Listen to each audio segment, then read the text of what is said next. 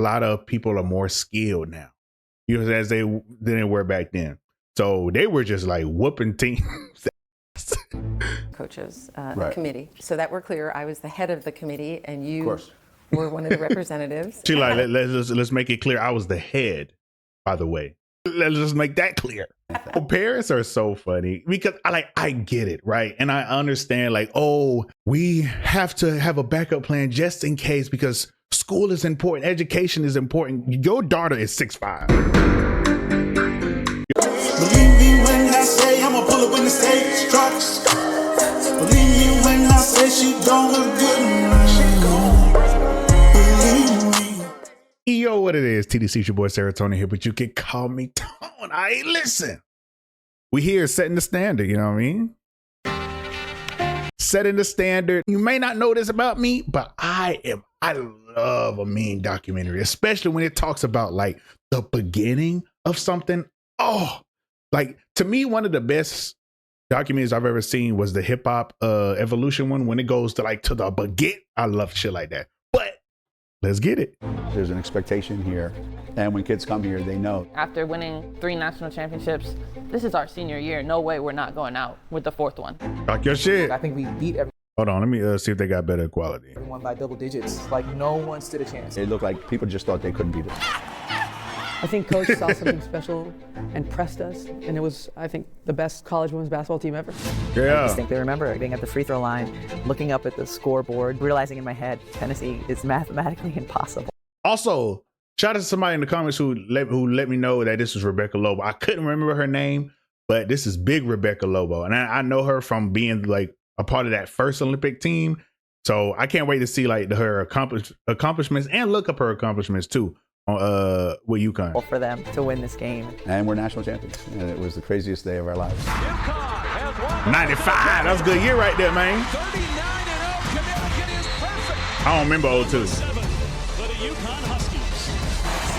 89 consecutive wins, more than anyone in college basketball Division I history. 89. Fulfills its destiny. Win number 1,000.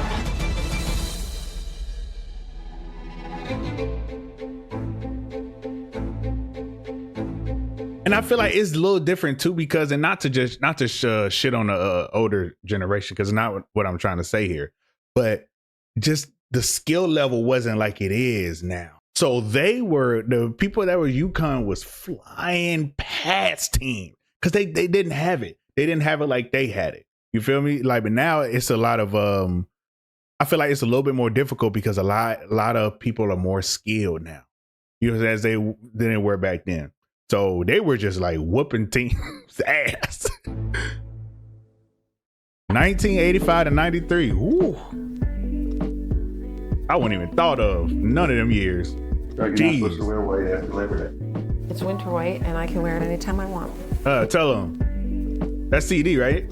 Oh, is that what you want to do? Like the little board? I could do it. Take one.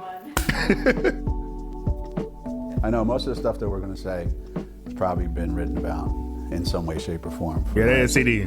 40 years.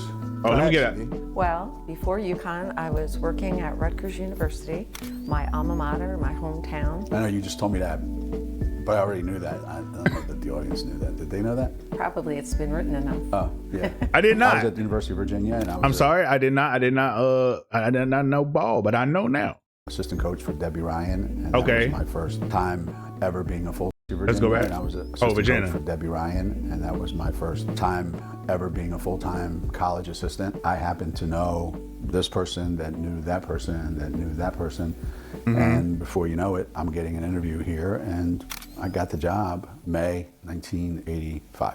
We 85. met through recruiting and also through a coaches association for assistant coaches committee. So that we're clear, I was the head of the committee, and you were one of the representatives. And you did your stellar work as the head of that committee. I did. That was the last time you've been the head. She let's make it clear, I was the head, by the way.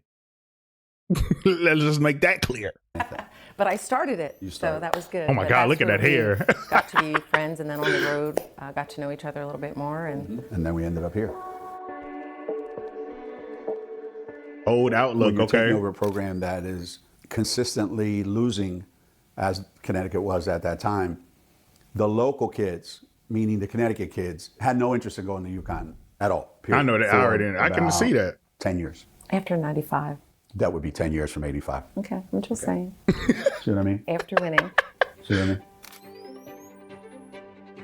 In 1987, 88. I don't pause on the line, and I'm so sorry, but it's so interesting. I feel like I be having so much to say when it comes to like stuff like this.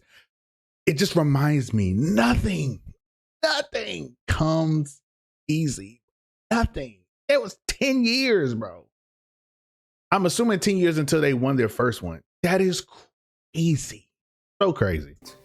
I try to lessen off a little bit. 1987, 88.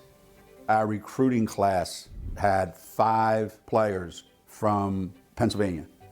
Okay, Wendy damn. Bear, Megan Patterson, Wendy Davis, Stacey Wetzel, Shannon Saunders. You know, that group put us over the top and helped us win a Big East championship in 88. 5 freshmen plus a walk-on, so 6 freshmen. Okay, Big East and championship. 4 upperclassmen, so we had 10 people. You know, this was long before male practice players coming around, so we could barely scrimmage each other. So we were trying to figure it out, and he was trying to put his fingerprints on this program. And that was the first year. We ended up winning the Big East regular season. And the last game, the game to clinch the regular season championship, it couldn't get bigger than this in our minds. We had to pull in another set of bleachers because we had 1,200 people. Yeah. And we thought bringing the this big was bucks. like this incredible seminal moment in the history of the world. And then that same group in 90-91 went to the Final Four. No one expected that. We did, but no one on the outside thought it possible. Because no school Oh my God, put your legs north down. of the Mason-Dixon line had ever been in the Final Four. We gave a lot of schools hope. Yeah. Because we went and we weren't supposed to, and we weren't considered a blue blood. But it didn't change anything for us in terms of, we had already gotten a commitment from Rebecca Lobo. Big Lobo. It was cool when we became others receiving votes in the poll. But then there was this talk about the Boom. How tall is she? Oh, her father is 6'5" and her brother is 6'11". I was about to say, ain't no way this girl is 6'5" or 6'11". That is crazy. It was She's cool 6'4". when we became Damn, I others gotta receiving read. votes in the poll. But then there was this talk about this kid from Southwick, Massachusetts. She's tall, she's really good. 6'4" is, I Problem mean, was she was really smart. Is she going to come here? And she's being recruited by Stanford and Duke and Virginia and Notre Dame and Vanderbilt. I was getting recruited by a lot of schools, so I knew that I had some value to whoever wanted me to come play for their program. What was a sort of unique situation for me was And that she was a I have 90s two player, parents too. who were teachers, and they actually did not want me to go to UConn. I can see studied that. the honors program because I wanted to show her that we had this elevated program for her daughter. Went through this whole thing on the home visit, and I'll never forget. You remember, we're in the car. Yeah. Rebecca runs to our car, my window's down, and she said, "That was for my parents. I know where I want to go." Right. And so we're like, okay. And as we're backing Well, up, parents are so funny because I get it, right? And I understand, like, oh, we have to have a backup plan just in case because school is important, education is important. Your daughter is 6'5". Your daughter is 6'5". There is I feel like nobody back then, no women was 6'5" back then. I know I keep saying she was 6'4", but she was 6'5". She is going to play and she's going to go to the WNBA. I don't know what else to tell you. Just like, yes, education is important, but damn, let's get this money on. You know, to their driveway. We're Or like, at least "Did she this- just say you know what I'm anything?" saying, let's She said- win, and let's we're like, win. Oh my God, did she just say she's coming? As he almost hits the post because it was really dark as we're backing out. So I remember Gino saying, "Meg, man, you better get her. We got to get this kid. You better get her." I'm like, okay, I'll do my best. And I just remember Megan making me laugh hysterically in the 10 or 15 minutes that I was hanging out with the team after a game. And then she was my host, and she certainly showed me a good time. But I wanted to come to UConn because I knew that I was going to get a great education no matter where I went. And I knew how important basketball was going to be in that part of my life. And I really That's wanted amazing. to Like, play you for are- Coach, you- and I wanted you know, to I'm play gonna for get good CD. education, It not was even a tough thinking it's a decision great for me to make at program. the time because it's not really where my parents wanted me to go. And then, of course, it ended up being one of the best decisions I've ever made. Dang. And now I've got a daughter who I was thrilled when she got accepted to UConn. So things Okay. certainly come full circle. Is she playing? At that time, Rebecca Lobo was the biggest recruit that we had ever signed. I mean, she was nationally ranked second, I think. 1 or 2, maybe 2. I don't know, in the country. So that for makes sure. Her size. that makes sense why UConn loves her so much because, you know, not to put, you know, shit on the people before her, like Megan and stuff, but you know, Rebecca started it all. You know what I'm saying? The top recruit that they had, I guess the best recruit that they had recruited at that time, which was what, 90, the 90s? But they said she got in there 91. So shout out to her. Her, you know, the way she played, her personality, just the whole picture. If we didn't get her, we didn't have a backup. If we didn't get Rebecca and Pam Weber, there was no backup. So it was, we were going to get them, and it was going to be special, or we were going to be in deep trouble because we had no backups to those two. No, we did not. And she seemed like a nice person too. I don't know. Having I don't know, Rebecca but and Pam Weber come in that class, they were talented and they were competitive. Bringing Jennifer and Jamel on board, they were competitive, in your face competitive, and they wore it blowing bubbles on the court and everything they did. We were very similar, you know, almost to a detriment at times because we had kind of an edge to us and a competitiveness that was That's a charge. similar. It made us probably the best of teammates and maybe not the best of roommates.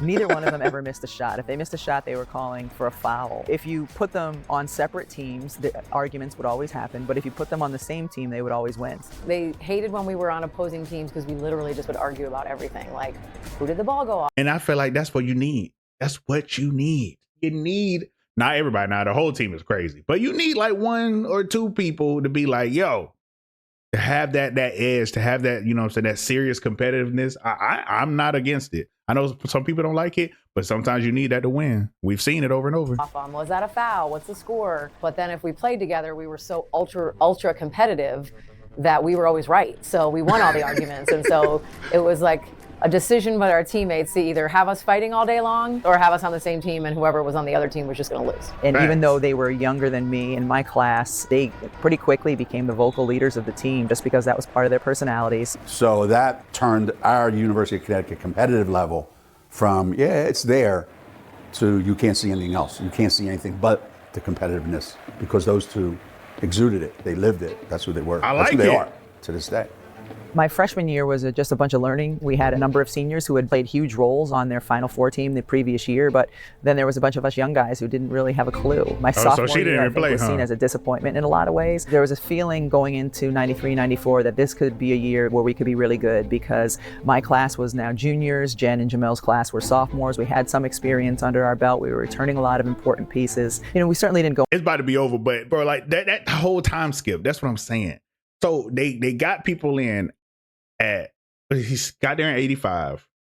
He doesn't really talk about it until he mentions Megan, who was playing in 88, I think. And then we gets to Lobo, who starts playing in 91. So that is 6 years of not winning, just recruiting. And then the other people, the two people that they say got the competitiveness, that's 92. That's another year.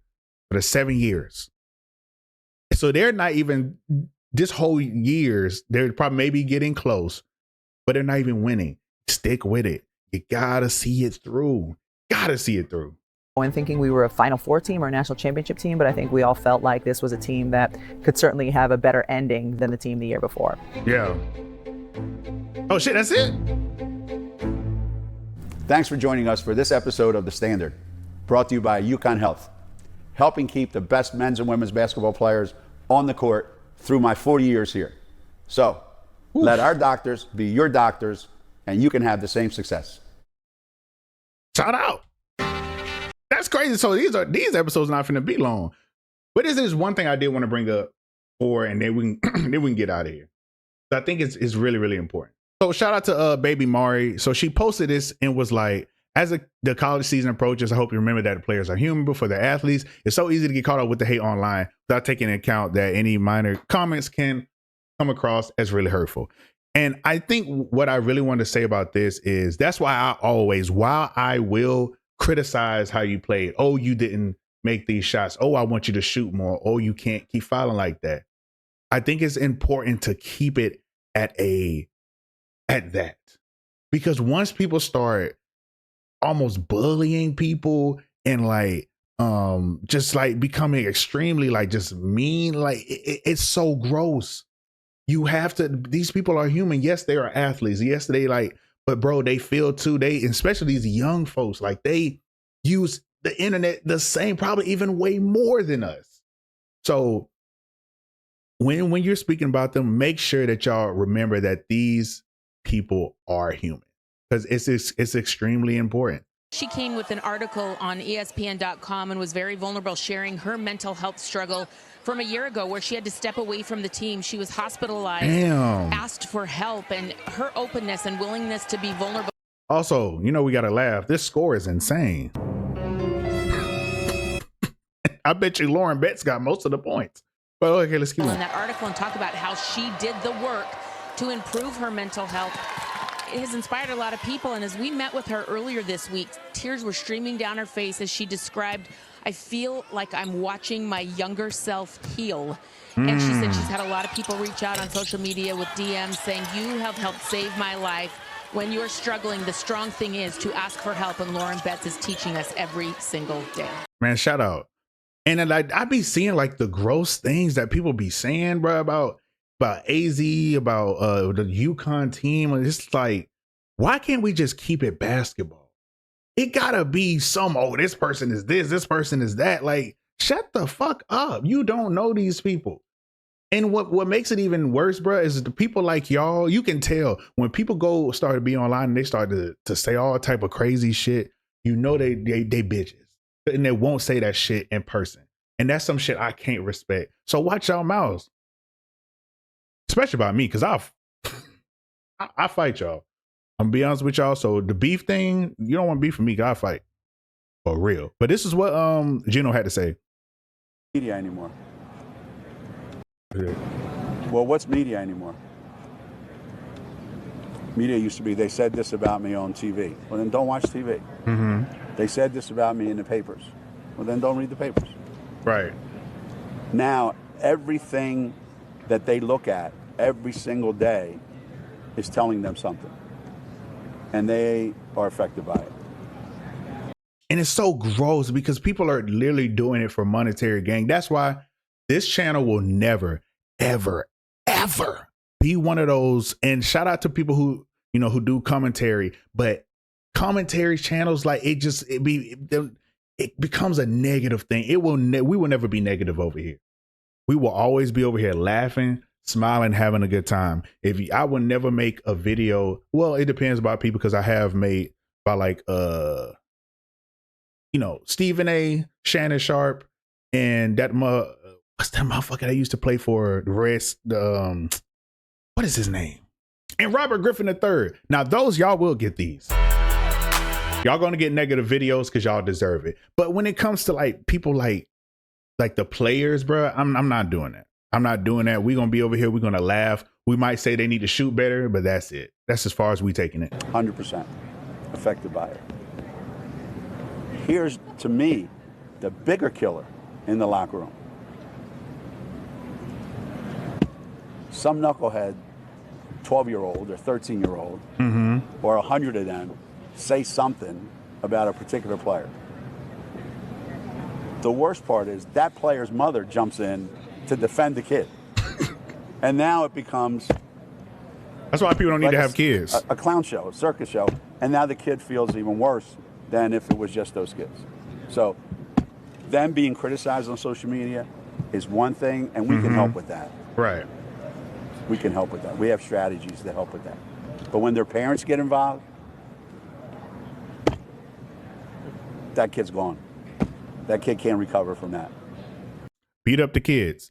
All right. But no, seriously. Parents, y'all, this is why I feel like, and I ain't going to stay on this long, but I feel like kids shouldn't have social media for real. But yeah, I think with that, the whole thing I just want to say, man, is just make sure y'all are not being malicious, not trying to be a bully, criticize is fine, but leave it at basketball. That's the only thing I'm trying to say. But I think that's all I got to say. You know what I'm saying? I think we're going to get up out of here. Till next time, I'm out.